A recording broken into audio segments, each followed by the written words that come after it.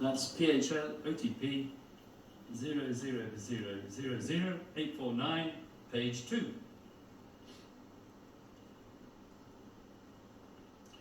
Likewise, with the comments in an Al Jazeera interview, PHL OTP 00090340, comments attributed to Aguirre, from which the prosecution imputes criminality to Rodrigo Duterte by citing Aguirre's comment that the administration's policy was to stop crime and kill drug lords. Such throwaway comments reflect on Aguirre alone. And God forbid we're not alleging that Aguirre did anything wrong. Especially when, in the very same Al Jazeera interview, Aguirre states, not once, but twice, that the policy of Duterte himself was for the police to use lethal force only in self-defense. You can display that on the screen, and the part that I want to make is highlighted. And President Duterte was very clear on this matter, he said, Aguirre, that there will be no killing of unarmed offenders, meaning to say that you use force only when your life is in danger.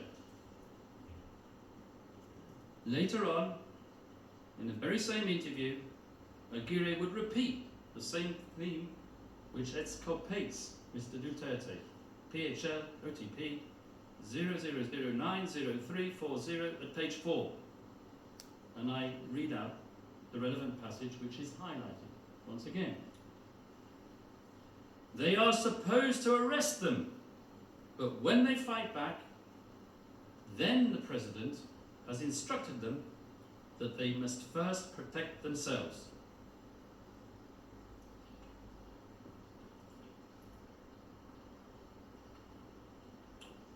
So much for Mr. Jeremy's elastic mouth theory. Even he thought that Duterte's speech was bifurcated, and even if he did think so, his so-called perpetrators did not. So why does the prosecution cite the excerpts which support its case so selectively? Well, I'm not going to impute any malfeasance, but I can hazard a wild guess. I would suggest that the people reviewing the prosecution's massive databases for suitable evidence are performing keyword searches. Most likely, some of the most utilized operands were the words kill and perhaps sometimes neutralization or neutralize. Once the member of the prosecutor's staff has his hit, he excises the excerpt, rejoices that he can slot it into the predetermined case theory, and does not bother to read the rest of the item of the evidence, where the exonerating evidence is unequivocal. Turning to the sixth indicator of the supposed criminal plan, as set out in paragraph 29 of the pre-confirmation brief. None of the speeches imputed to the former president, nor the use of what the prosecution calls dehumanizing language,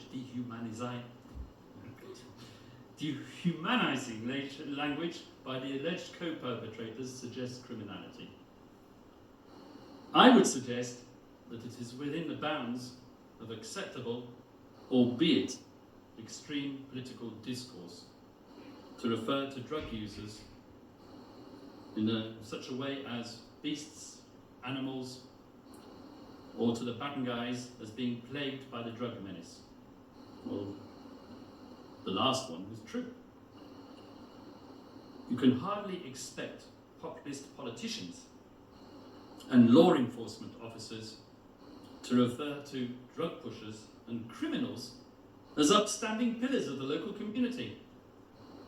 I really do feel that the prosecution is at a loss if this is its circumstantial evidence for proving the existence of a common criminal plan.